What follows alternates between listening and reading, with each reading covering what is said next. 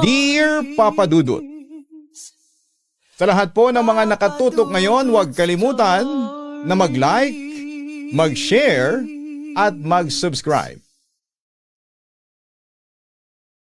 Magandang gabi po sa inyong lahat, Papa Dudut. Ang buhay daw ay parang isang telenovela. Maraming twist at maraming pagsubok. Minsan ay hindi nauubusan ng problema. Kaya naman marami sa ating mga Pilipino ang mahilig manood ng mga drama sa telebisyon dahil nakaka-relate tayo kung ang bida sa telenovela ay palaging kawawa at inaapi. Susuko ka na lang ba? O kagaya ng isang bida, sa huli ay ikaw pa rin ang magwawagi. Dear Papa Dudut, noon pa man ay mahilig na po akong manood ng mga soap opera sa TV. Kahit sa anong channel pa yan. Basta nagustuhan ko ang isang soap opera ay nanonood ako. Kumbaga, hindi ako basher, Papa Dudut. Gusto ko yung may dramang eksena na nakakaiyak. Lalo na yung sa una ay inaapi ang bida tapos sa huli ay babangon siya at matututong lumaban. Hindi ko naman inakala na ang mga madramang soap opera ay mangyayari rin sa akin sa totoong buhay. Itago mo na lamang po ako sa pangalan na Mila. Nakilala ko ang asawa kong si Alan. Noong nagtatrabaho ako sa isang ihawan ng manok, isang beses ay bumili siya rito. Hindi ko naman siya pinansin kasi sa pagbebenta ko nakafocus. Hanggang sa napansin ko na, halos araw-araw na siyang bumibili sa tindahan na aking pinagtatrabahuhan. Kinakausap niya ako ng paunti-unti hanggang sa manligaw siya sa akin. Dahil sa nagkagusto na rin ako kay Alan, ay sinagot ko siya, Papa Dudut. Sa unang beses na ipinakilala ako ni Alan sa pamilya niya, ay doon ko nakita na malayo ang buhay niya sa buhay ko. Medyo mayaman kasi ang pamilya niya. May kalakihan ang bahay nila. Habang ako ay mula sa mahirap na pamilya, breadwinner pa ako dahil hindi na maaaring magtrabaho ang tatay ko. Dahil sa kondisyon ng kanyang kalusugan. Noong panahon na iyon, 4 na kapatid ko ang nag-aaral pa. Naramdaman ko rin na hindi ako gusto ng nanay at isang kapatid na babae ni Alan. Lalo na nang malaman nila ang trabaho ko at hindi ako nakatungtong ng college. Parang ipinamukha pa nila sa akin na hindi ako karapat-dapat kay Alan. Ang sabi ng nanay niya, malapit nang makatapos ng engineering course si Alan. Wala na pala ang tatay ni Alan.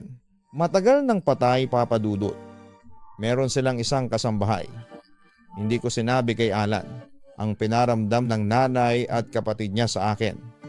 Ayokong ako ang pagsimula ng gulo nila. At baka isipin ni Alan na sinisiraan ko ang pamilya niya. Isa pa, normal lang naman siguro sa isang nanay na maghangad na magkaroon ng may pagmamalaking kasintahan ng anak nila. Ganun pa man, hindi ako humintong mahalin si Alan, Papa Dudut. Inisip ko na kung ikakasal man kami ni Alan, ay hindi naman ang nanay at kapatid niya ang aking pakikisamahan, kundi si Alan. Lumipas nga ang ilang taon at mas lalo kong naramdaman na mahal ako ni Alan. Tinanong na niya ako kung handa na ba akong pakasalan siya. At walang pagdadalawang isip akong nag-oo nang ipaalam namin ni Alan sa pamilya niya. Ang plano naming pagpapakasal ay naging malaki ang pagtutol ng nanay ni Alan, si Soledad. At eto, malapit nang umalis si Alan, papunta sa ibang bansa para doon magtrabaho. Mag-isa daw muna ito. Pwede naman daw kaming magpakasal kapag nakabalik na ang anak niya o kaya ay nakapagpundar na si Alan ng bahay at lupa. Mama, gusto ko na may kasal muna kami ni Mila bago ako umalis. Gusto ko makasigurado na pagbalik ko ay sa akin pa rin siya. Ang sabi ni Alan, bahala na nga kayo sa buhay ninyo. Nagsasabi lang ako na mas tamang gawin pero minamasamaan niyo pa yata. Magpakasal kayo kahit bukas. Ang inis na wika ni Soledad. Hindi na kami nagpapigil pa ni Alan, Papa Dudut. Nagpakasal pa rin kami.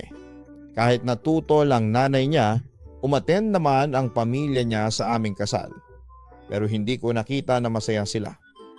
Matapos naming magpakasal ni Alan ay sa bahay nila kami nanirahan. Wala pa kasi kaming sariling bahay. Pero ang pangako sa akin ni Alan, yon ang una kong pag-iipunan.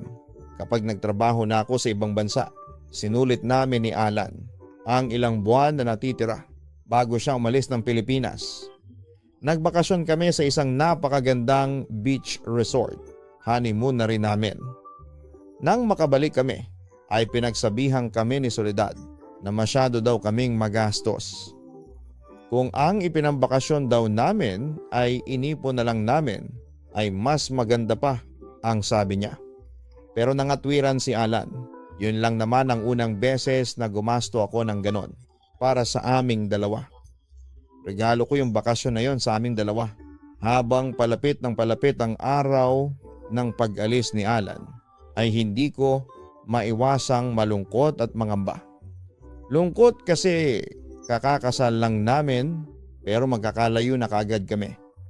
Pangamba kasi maiiwan ako sa nanay at kapatid niya na alam kong hindi ako gusto bilang asawa ni Alan.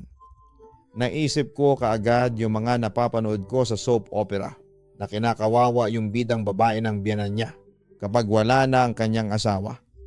Ayoko namang mangyari yon sa akin, Papa Dudut.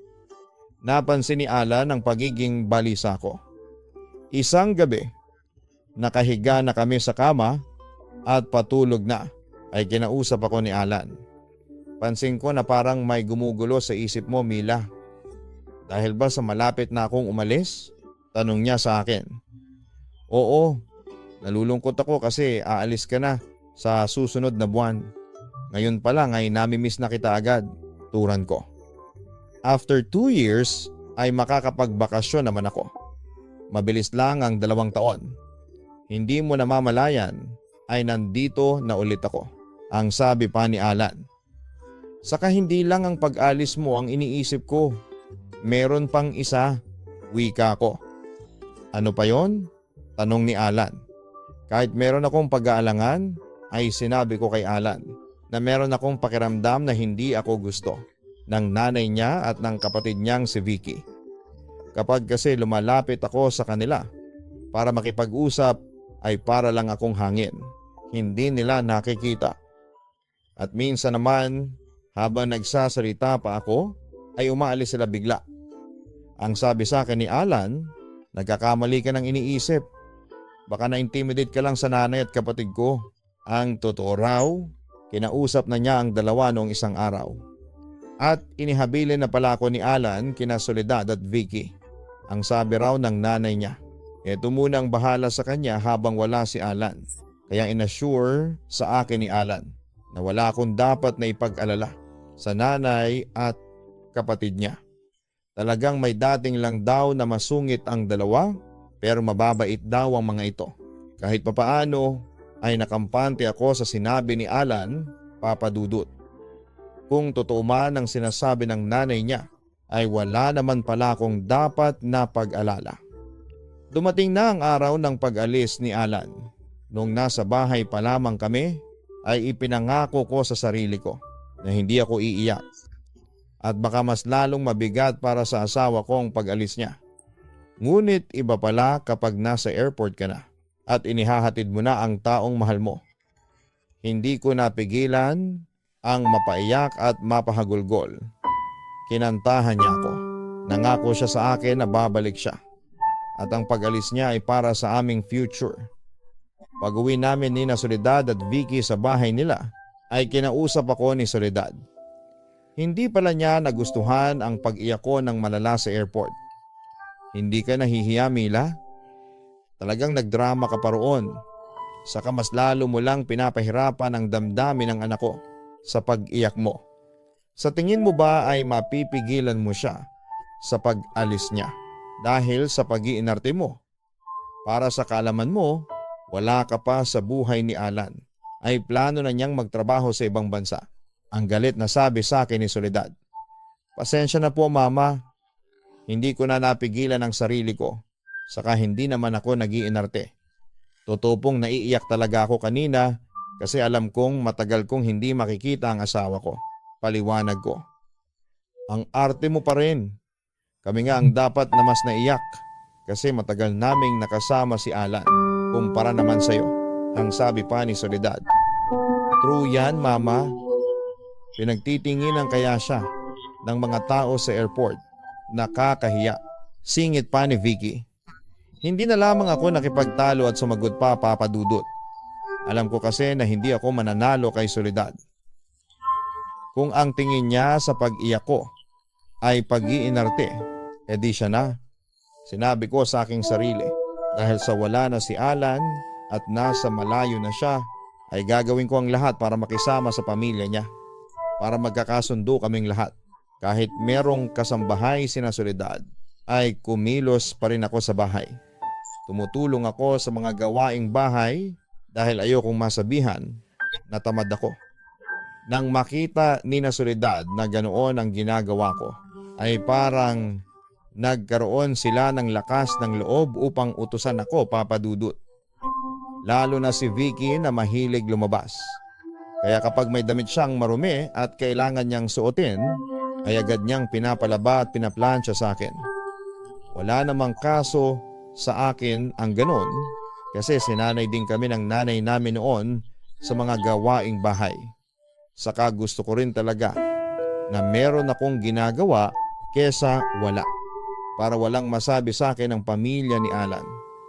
Kahit papaano naman ay naiibsa ng pangungulila ko kay Alan kapag nakakausap ko siya sa video call gamit ang cellphone ko. Tuwing break time niya sa trabaho, kami nagkakausap. At dahil sa magkaiba kami ng oras, ay napupuyat ako madalas para lamang makausap siya. Hindi rin problema ang internet dahil merong wifi sa bahay ni na Soledad. Kahit na hindi ako mag-load para sa data, ay pwede ko pa rin siyang ma-video call nang tanungin ako ni Alan kung kumusta naman ang pagtrato ni na Soledad sa akin.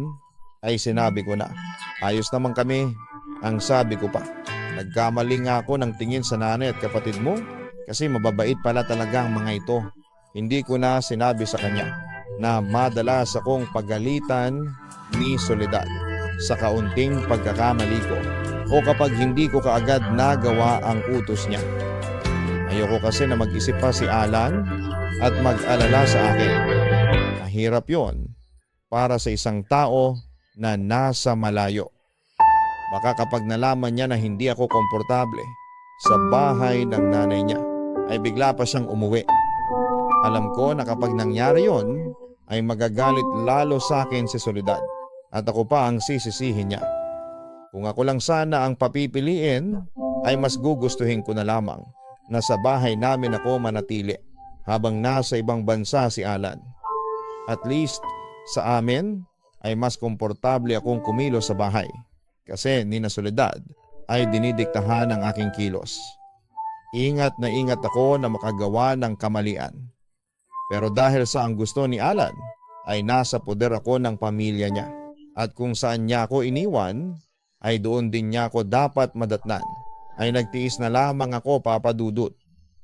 Palagi kong iniisip ang sinasabi ni Alan. Mabilis lamang ang 2 taon. Magugulat ka na lamang at magkasama na kami uli. Puro mga positibong bagay lang ang sinasabi ko kay Alan para mas ma-inspire siya na magtrabaho. Nalungkot pa nga siya na sana raw ay nabuntis muna niya ako bago siya umalis. Ang sabi ko naman, mas okay nga yun na hindi ako nabuntis. Maganda kasi kapag nabuntis ako ay nasa tabi ko siya para masubaybayan niya ang lahat hanggang sa manganak ako. Sa paglipas ng mga araw ay mas lalong ipinaramdam sa akin ni na Soledad na hindi nila ako gusto, Papa Dudut. Kakausapin lang nila ako kapag meron silang iuutos o kaya ay papagalitan ako. Kahit na anong pilit ko na ilapit ang sarili ko kina Soledad at Vicky ay talagang sila na ang lumalayo. Mabuti na lang din at meron silang kasambahay. Kasi siya lang ang palagi kong nakakausap. Kung wala siguro siya, ay baka napanisan ako ng laway. 1 taon na si Alan sa pagtatrabaho sa ibang bansa. ng isang sorpresa ang aking natanggap. Isang umaga, habang natutulog ako, ay may biglang gumising sa akin. Pagmulat ko, ay nakita ko ang nakangiting si Alan habang nakatingin sa akin. Akala ko ay nananaginip lamang ako. Pero nang tawagin niya ang pangalan ko, ay napaiyak ako sa sobrang saya. Kasi na-realize ko na hindi yon isang panaginip, Papa Dudut. Yun pala, pinayagan siyang magbakasyon.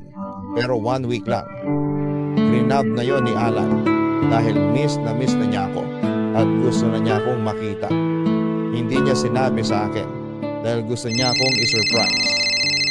Isang araw lang na nagpahinga si Alan at inaya niya kaagad ako na magpunta kami sa Baguio ng 3 araw. Talagang sinulit ni Alan ang napakaikling bakasyon na iyon sa Pilipinas. Nakasama ko. Second honeymoon na raw namin yon. After ng bakasyon namin ay sa bahay na lamang siya para naman magkaroon siya ng time sa aming lahat. Lalo na sa nanay at kapatid niya. Inabot pa ng Christmas si Alan. Kaya napakasaya ko kasi nakasama ko siya sa importanteng araw na yon. Binigyan pa niya ako ng regalo, isang mamahaling relo. Noong una ay parang hindi ko pa matanggap kasi alam ko kung gaano yon kamahal. Ibinigay niya yon sa akin habang nagbi-bless siya. Nakita yon ni na Soledad at Vicky. Hindi mo na dapat ako binigyan ng ganitong kamahal na regalo. Hindi naman ako mahilig sa mamahaling gamit. Alam mo yan, ang sabi ko kay Alan. Alam ko, pero bilang asawa mo, gusto kitang bigyan ng mga ganyang bagay kasi deserve mo yan, hon. Turan sa akin ni Alan. Huwag ka na nga mag-inarte, Mila. Ikaw na nga ang binigyan ni Kuya. Parang hindi ka marunong mag-appreciate, ang sabi pa ni Vicky. Napahiya ako sa sinabi ni Vicky. Kaya tinanggap ko na ang relo at nagpasalamat kay Alan. Napakabilis lang ng 1 linggo, Papa Dudut. Nang umalis si Alan, ay hindi na ako sumama sa paghatid sa kanya sa airport. Kasi alam ko na maiiyak ulit ako. Ayoko nang magalit na naman si na Soledad sa akin kapag umiyak ako sa airport. Kaya hinayaan ko na lamang na silang maghatid sa aking asawa. Nang makipag-video call sa akin si Alan, ay sinabi niya na nagtatampo siya sa akin kasi hindi ko siya inihatid. Inuna ko raw ang mga gawaing bahay kesa sa kanya gayong meron kaming kasambahay. Nagtataka ako kasi sinabi ko sa kanya bago siya umalis na hindi ko kayang makitang umalis siya kasi maiiyak lamang ako. Ang sabi niya, sinabi ng mama mo na tambak daw ang labahan at yun daw ang dahilan kung bakit hindi ka sumama. Hindi ko alam kung saan nakuha ni Soledad ang mga sinabi niya kay Alan. Pero hindi yon ang dahilan kung bakit hindi ko maihatid sa airport si Alan, Papa Dudut. Napakababaw na dahilan naman yon. Ipinagpaliguan ko naman kay Alan na hindi yon ang dahilan. At naunawaan naman niya ako. Habang nasa ibang bansa si Alan ay pumasok ng pandemic, Papa Dudut. Dahil sa nabawasan ng araw ng pagpasok niya ay nabawasan din ang perang ipinapadala niya sa amin. Noong panahon na yon ay nagpapadala na siya sa akin ng pera para sa aming bibilhin na lupa kung saan ay itatayo ang sarili naming bahay. Kapag nagpapadala siya ay tinatago ko yun sa isang safe box na pinabili sa akin ni Alan bago mag-pandemic. Kinailangan na ring alisin ang kasambahay ni Soledad upang makatipid sila. Alam ko na kaagad ang mangyayari pagkatapos nun. Mag-isa na akong gagawa ng mga gawaing bahay. Pero ayos lang yon. Naintindihan ko kung bakit kailangang tanggalin ang kasambahay. Ako rin ang pinakuha nila ng quarantine pass. Kaya ako lang ang pwedeng lumabas ng bahay para bumili ng mga bagay na kailangan sa bahay. Malayo ang palengke at grocery store kaya kailangan ko pang sumakay ng tricycle. Isang tricycle driver ang nasasakyan kong palagi, si Joel. Binata siya, kaya kinontrata ko na siya lang ang susundo sa akin sa bahay at maghahatid. Kapag kailangan kong mamalengke at maggrocery, hindi ko naman alam na napansin pala ni na Soledad at Vicky na isang tricycle driver lang ang palaging naghahatid sa akin sa bahay at sumusundo. Kaya kinuha ko na rin ang cellphone number niya para makontak ko siya agad kapag kailangan ko ang serbisyo niya. Isang araw, galing ako mula sa palengke nang harangin ako ni na Soledad sa may sala. Kilala ko yung palaging naghahatid at sumusundo sa iyo, ha? Si Joel yon, hindi ba? Bakit siya yatang palaging sinasakyan mo, Mila? May pagdududang tanong ni Soledad. Kinontrata ko na po siya, Mama. Ang hirap po kasi na sumakay ngayon ng tricycle. Tapos yung iba, ang laki pang maningil. Paliwanag ko. Ganun ba? Parang hindi lang kasi magandang tingnan. Pero sige lang, kung saan ka makakatipid ay gawin mo. At saka, inilipat ko na pala sa kwarto ko yung safe box ni Alan. Ibibigay mo sa akin ang code nun, ha? Ang sabi pa ni Soledad. Pero Mama, ang sabi ni Alan ay ako ang maghahawak ng safe box. Kasi nandun ang pera para sa lupa na balak naming bilhin pag uwi niya, ang sabi ko. Kung makapagsalita ka naman, ay parang babawasan ko ang perang yun. Wala lang akong tiwala sa iyo.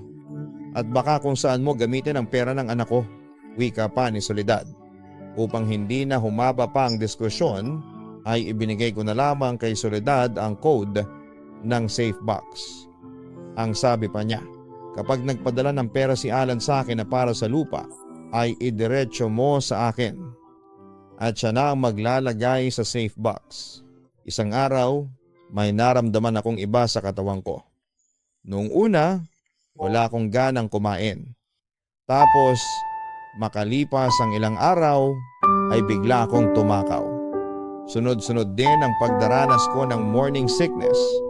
Napansin ito ni Vicky at sinabi kay Soledad ang nangyari sa akin. Kinausap ako ni Soledad at sinabi niya na baka buntis ako. Ang akala ko ay matutuwa siya. Pero pagdududa pa ang natanggap ko. Paano ka mabubuntis? Wala rito si Alan, tanong ni Soledad. May nangyari po sa amin ni Alan noong nasa Baguio kami, ang nahihiya kong tugon.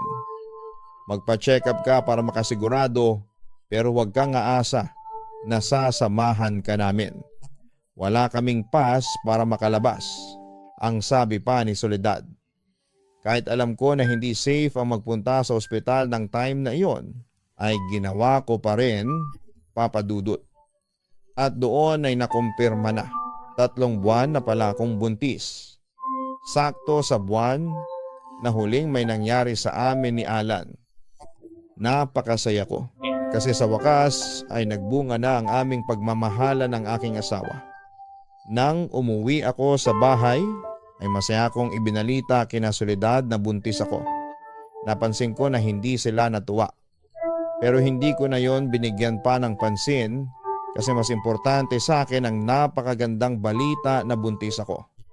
Nang makipag-video call ako kay Alan, ay agad kong sinabi sa kanya na buntis ako. At sa sobrang saya niya, ay naiyak siya, Papa Dudut. Nang hinayang lang siya kasi wala siya sa tabi ko ng oras na yon. Nangako naman si Alan sa akin na kapag malapit na akong manganak ay pipilitin niyang makauwi. Sana raw ay payagan na ang pag-uwi sa Pilipinas ng time na malapit na akong manganak. Nasabi rin sa akin ni Alan na ibinigay ko pala kay Soledad ang safe box. Si Soledad raw ang nagsabi sa kanya. Sasabihin ko sana na hindi ko ibinigay at si Soledad ang kumuha. Pero hindi ko na lamang sinabi yon. Sa tingin ko kasi ay hindi naman importante kung sino ang may hawak ng safe box. Ang sabi ko na lang ay mas mabuti kung ang mama niya ang magtago nun kesa sa akin. Hindi naging madali sa akin ang naging pagbubuntis ko, Papa Dudut. Kahit kasi buntis na ako, ay ako pa rin ang mag-isang gumagawa sa mga gawaing bahay. Kinausap ko na si Soledad na baka pwede nila akong tulungan ni Vicky sa mga kailangang gawin sa bahay. Pero naggalit pa siya sa akin. Matanda na ako, Mila. Tapos gusto mo pa akong pakilusin? Si Vicky, nag-aaral. Alam mo ba na ang hirap ng pag-adjust ng anak ko sa school dahil online na sila ngayon? Ano bang ikakatwiran mo sa gusto mong mangyari? Kasi buntis ka? Mataas ang boses na sabi pa ni Soledad. Medyo nahihirapan na po kasi ako na kumilos kasi lumalaki na po ang tiyan ko, paliwanag ko. Ang arte mo talaga, Mila. Ako nga nung ipinagbubuntis ko si Alan ay nag-iigib pa ako ng tubig. Alam mo, kailangan mong kumilos-kilos para hindi ka mahirapan sa panganganak mo. Lalo na at first baby mo yon. Feeling mo naman ay anak mayaman ka. Saka hindi nga kami sigurado kung kay Alan nga talaga yung pinagbubuntis mo. Walang prenong sabi ni Soledad. Kaya kong tanggapin ang mga sinabi ni Soledad noong una. Pero ang huli niyang sinabi ay hindi. Hindi ako makapaniwala na masasabi niya yon, Papa Dudut. Ano pang sabi mo, Mama? Hindi kayo sigurado kung si Alan ang ama ng batang dinadala ko? Paano niyo po nasasabi yan? Ang nagdadamdam kong tanong. Aba, malay ko ba kung may relasyon kayo ng tricycle driver? Hindi ko alam. Saka joke lang naman yon. Huwag kang masyadong seryoso dyan. Pagkasabi no ni Soledad ay umalis na siya. Na parang bigla kong iniwasan. Alam ko na hindi joke ang sinabi ni Soledad. Alam ko na nagdududa siya na may nangyayari sa amin ng tricycle driver na si Joel. Kahit ang katotohanan ay wala naman. Kaya ako na ang umiwas kay Joel. Sinabi ko sa kanya na hindi ko na siya kukontratahin. At sinabi ko na lamang na may ibang tricycle driver na akong kausap na nirekomenda sa akin ni Soledad. Naintindihan naman yon ni Joel. Kaya simula noon ay hindi na ako sumakay sa tricycle niya. Wala akong kaalam-alam na ikinuwento na pala ni Soledad kay Alan ang tungkol kay Joel. Hindi ko pa yon malalaman kung hindi sinabi sa akin ni Alan habang nagvi-video call kami. Sino si Joel? Mabilis kong sagot. Ako ba talaga ang ama ng batang pinagbubuntis mo? Tanong niya. Hindi ko maiwasang maluha sa tanong ni Alan, Papa Dudut. Hindi ako makapaniwala na maging siya ay nagdududa kung siya ba talaga ang nakabuntis sa akin. Masakit para sa akin na mapagbintangan sa bagay na hindi ko ginawa. Kahit naman sinong asawa ay ganon ang mararamdaman.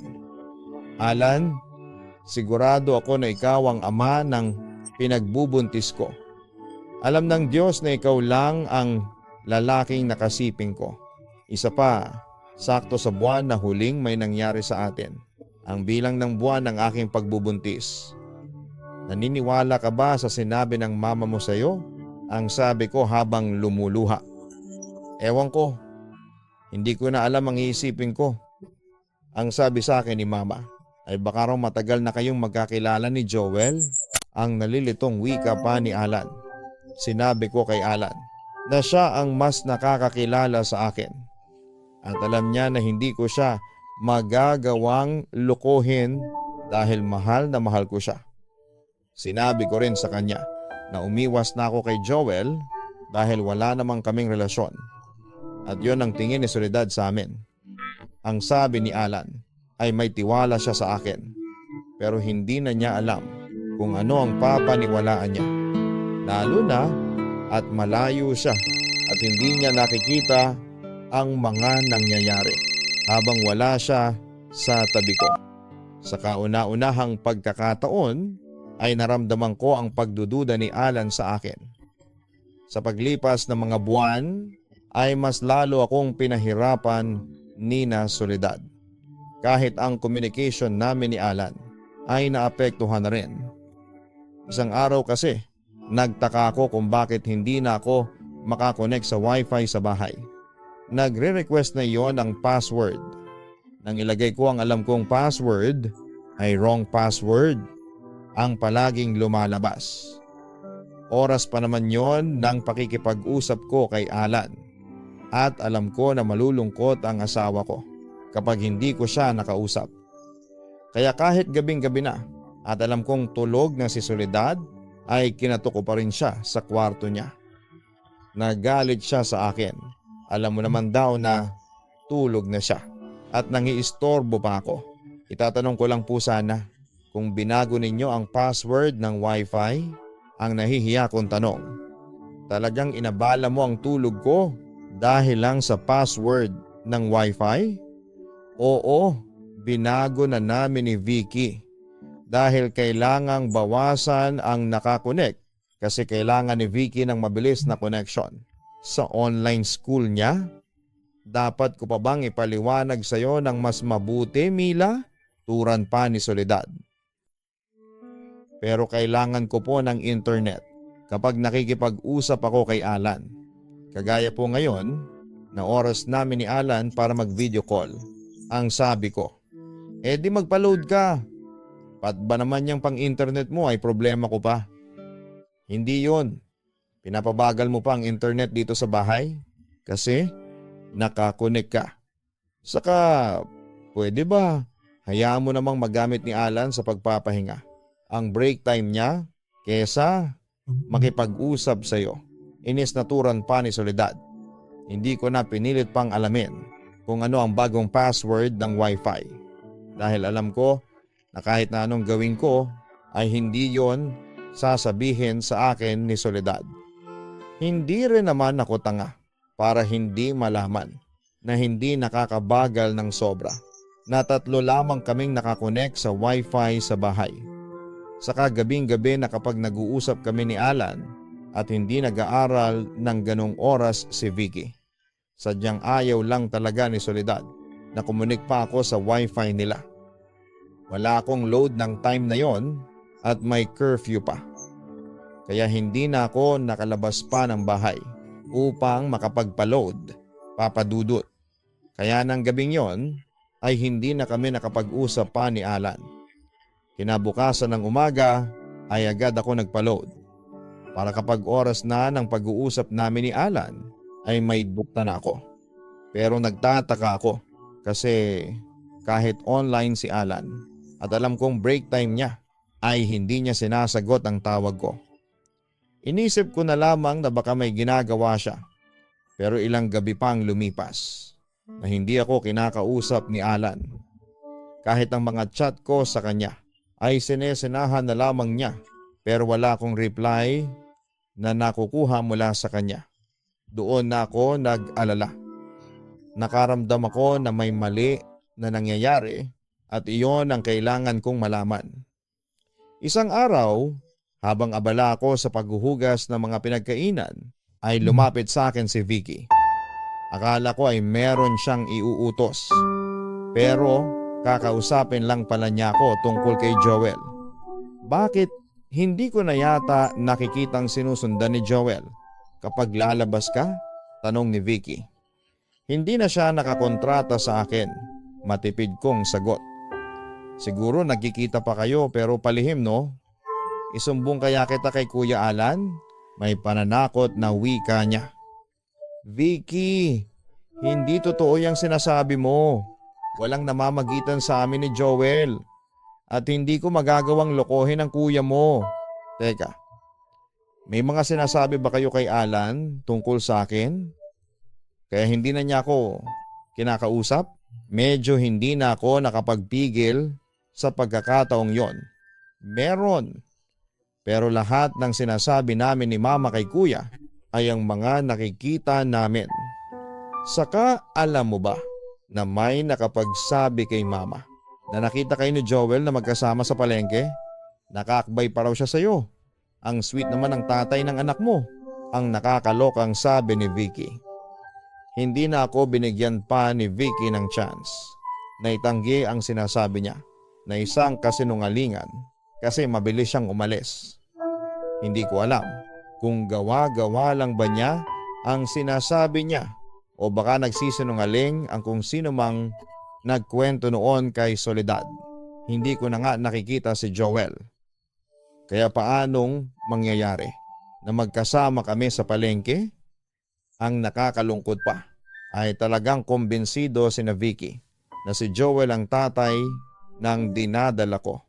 Noong panahon na iyon ay mas lalo akong kinabahan. Kasi kapag nakarating kay Alan, ang kasinungalingang yon ay baka wala na. Nagkaroon ako ng pagkakataon na makausap si Alan isang gabi. Siya na ang tumawag sa akin at napansin ko agad na hindi maganda ang mood niya. Seryosong mukha niya at ibang-iba sa mga nakaraang video call naming dalawa na nakangiti agad ang bungad niya sa akin. Doon na niya sinabi sa akin na nakarating na sa kanya na nakikipagkita pa rin ako kay Joel. Wala yun, Alan. Walang katotohanan yun. Hindi totoo na nagkikita pa kami ni Joel. Kahit na ilang ulit mo akong tanungin, paulit-ulit ko ring sasabihin sa'yo na wala kaming relasyon. Halos naiiyak na ako. So ang gusto mong sabihin ay sinungaling si Mama, Mila? Kilala ko si Mama. Hindi siya sinungaling na tao.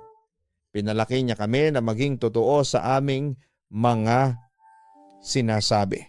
Ang wika pa ni Alan. Hindi ko na alam ang gagawin ko para paniwalaan mo ko, Alan. Sana bago ka maniwala sa mga sinasabi sa'yo ay tinatanong mo muna ako kung totoo ba yon o hindi. Sa bagay, ano bang laban ko sa nanay mo? Asawa mo lang naman ako. Mas matagal mo siyang nakilala kaya siya ang mas papaniwalaan mo. Malungkot kong sabi. Alam mo, nagmumukha ka ng pa-victim. Baka nga totoo na si Joel ang tatay ng pinagbubuntis mo. Galit na sigaw ni Alan sa akin at ini-end na niya ang video call. Hindi ko kayang ipaliwanag ang nararamdaman kong sakit sa mga sinabi ni Alan sa akin, Papa Dudut. Hindi ko matanggap na pinapaniwalaan niya ang mga sinasabi nila Soledad at Vicky sa kanya. Pakiramdam ko tuloy ay wala na akong kakampi sa bahay na yon. Kaya naman ang gabing yon ay nag-decide na akong aalis na ako.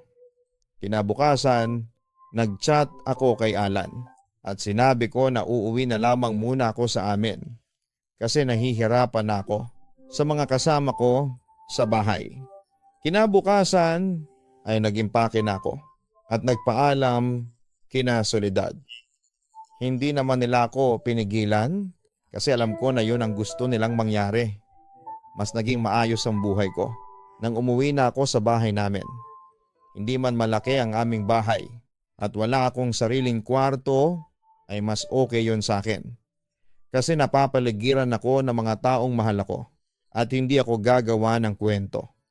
3 araw pa lamang ako sa aming bahay nang biglang tumawag si Alan sa akin. Ang akala ko pa nga ay pababalikin na niya ako sa kanila. Pero ibang bagay pala ang sasabihin niya. Nasaan na yung pera para sa lupa? Galit na tanong ni Alan. Nasa nanay mo. Hindi ba nasa kanyang safe box? Siya na ang nagtatago nun. Ang nagtataka kong sagot. Ang sabi ni Mama. Pagtingin niya sa safe box ay walang laman. Si Mama, ikaw lang naman ang nakakaalam ng code noon, Mila. Kaya ilabas mo na kung nasaan ang pera. Turan pa ni Alan. Alan, wala akong kinukuhang pera. Umalis ako sa bahay ng nanay mo na mga gamit ko lang ang dala ko. Hindi ko pag-iinteresan ng pera mo. Sagot ko. Kung hindi lang kita asawa, ipapapulis talaga kita. Banta pa ni Alan. Bakit hindi mo gawin? Sige, ipapulis mo ko para magkaroon ng investigasyon. Para mapahiya ka at ang pamilya mo sa pagbibintang na ninakaw ko ang perang yon. Ito naman talaga ang nanay mo. Wala na nga ako sa bahay ninyo. Sinisiraan niya pa rin ako. Ako na nga ang nagpakalayo-layo. Pero hindi pa rin pala siya. Tapos sa paggawa ng kwento tungkol sa akin. Hindi na talaga ako nakapagpigil pa sa pagkakataong yon. Sumabog na ang emosyon na matagal ko nang tinitimpi, Papa Dudut. Hindi naging maganda ang pag-uusap namin ni Alan. Kumbinsido pa rin siya na ako ang kumuha ng pera. Inungkat pa niya si Joel at baka raw ginagamit namin ni Joel ang pera para sa kung anong bagay. Ngunit ang talagang nasaktan ako ay nang sabihin niya na sigurado na siya na hindi siya ang ama ng batang dinadala ko. Masakit man sa akin ay sinabi ko sa kanya, kung iyon ang pinapaniwalaan mo ay wag na lang niyang kilalaning anak ang nasa sinapupunan ko. Ang sabi ko pa, kaya kong palakihin ng mag-isa ang aking anak. At bago matapos ang pag-uusap namin ni Alan, ay nakipaghiwalay na siya sa akin.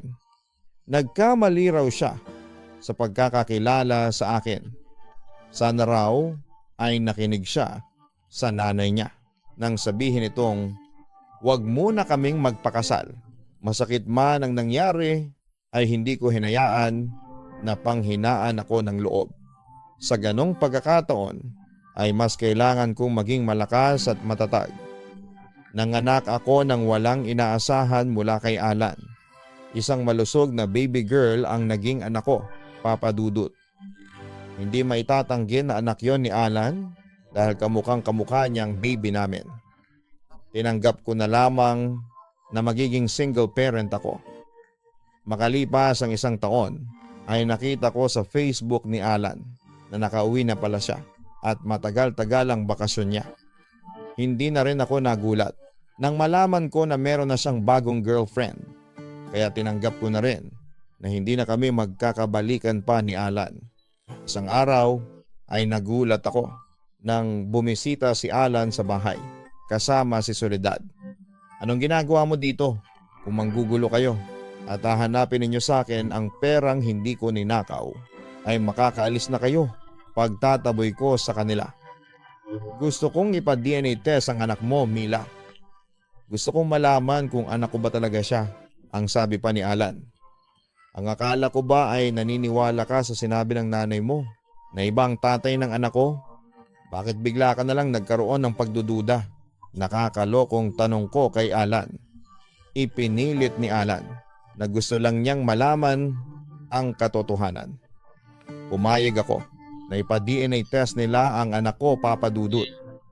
Naisip ko kasi na pagkakataon ko na yon para linisin ang aking pangalan na hindi ako nakipagrelasyon kay Joel o sa kahit na sinong lalaki noong nasa ibang bansa si Alan.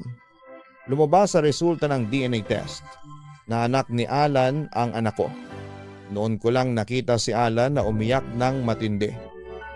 Alam ko na para siyang sinampal nang lumabas ang katotohanan.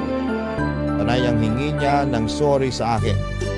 Si Soledad naman ay naging matigas pa rin. At kahit labas sa ilong na sorry ay wala akong narinig mula sa kanya. Ang gusto ni Alan ay makipagbalikan sa akin. Pero dahil sa mga nangyari ay nawala na ang pagmamahal ko sa kanya. Ang sabi ko na lamang ay mag-focus na lamang siya sa girlfriend niya. At dahil sa napatunayan kong anak niya ang anak ko, ay hiniling ko na magsustento siya na agad niyang sinang-ayunan. Naging mabuting provider naman si Alan sa anak namin, Papa Dudut. Hanggang ngayon ay hindi siya pumapalya sa pagsustento sa anak namin. At ipinagpapasalamat ko naman yon. Tanggap ko na rin na hindi na kami magkakabalikan ni Alan. Sinira na kasi ng kasinungalingan at kawalan ng tiwala ang aming pagmamahalan. Ngayon ay wala akong ibang iniisip kundi ang future ng aking anak. Ayokong maranasan niya ang naranasan ko. Kaya pinangako ko na gagawin ko ang lahat para walang makapanakit sa kanya. Dito ko na po pala tatapusin ang aking napakadramang kwento, Papa Dudut. Alam ko na parang eksena sa isang soap opera ang nangyari sa akin. Pero kahit papaano ay proud pa rin ako sa aking sarili kasi hindi ako gumante. Ipinasa Diyos ko na lamang ang lahat.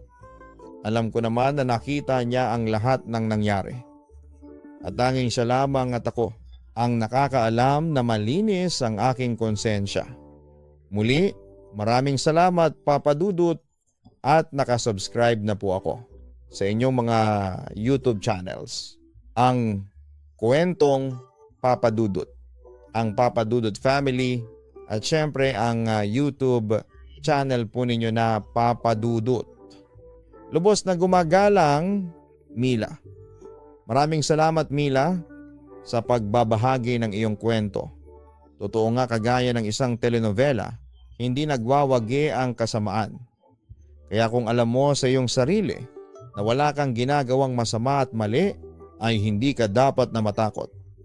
Maaaring ngayon ay nahihirapan ka, ngunit darating din ang araw na maiintindihan mo kung bakit ka nahihirapan sa kasalukuyan. Minsan ay kailangan muna nating dumaan sa napakaraming pagsubok para makita natin ang ating lakas at tunay na kakayahan. At para naman sa mga mag-asawa, maaring mas matagal ninyong nakasama ang inyong pamilya, ngunit hindi rin naman masama na makinig ka muna sa paliwanag ng iyong pinakasalan sa mga bagay na narinig mo tungkol sa ibang tao. Pag-usapan ninyo ang problema at huwag basta-basta maniniwala sa mga sinasabi ng iba, lalo na kung ito ay walang batayan. Tandaan natin na ang salita ay makapangyarihan. Ito ay nakakasugat at nag-iiwan ng sakit na hindi na nawawala habang buhay. At ang mga salitang nabitawan na ay hindi na kayang bawiin pa. Huwag pong kalimutan na mag-like, share at subscribe. Maraming salamat po sa ating mga subscribers.